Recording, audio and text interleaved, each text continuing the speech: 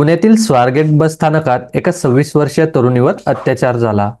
त्या घटनेच्या पार्श्वभूमीवर पुण्यातील शिवसेना ठाकरे गटाचे नेते वसंत मोरे यांनी बस स्थानकातील सुरक्षा कर्मचाऱ्यांची कॅबिन फोडून जोरदार आंदोलन केलं.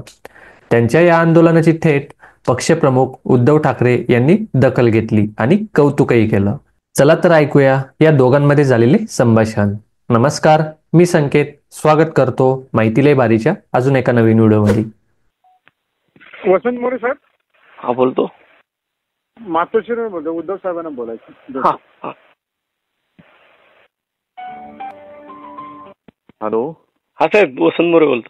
जय महाराष्ट्र. वसंत. जय महाराष्ट्र.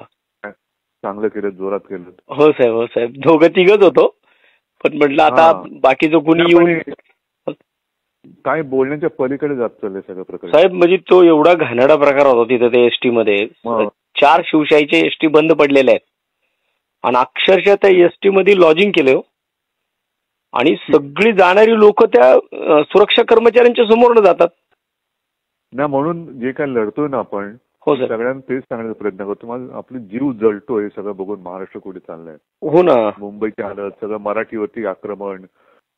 मग तरी सुद्धा त्यांना पोलिसांची पण भीती नाही ना, कुणाचीच भीती नाही या लोकांना. पण चांगलं केलं तुम्ही. हो साहेब, हो साहेब, थँक्यू. सगळ्यांना धन्यवाद द्या आणि जागते राहा. साहेब साहेब, जय महाराष्ट्र, जय महाराष्ट्र. धन्यवाद साहेब, तुमचा फोन आला, खूप खूप बरं वाटलं साहेब.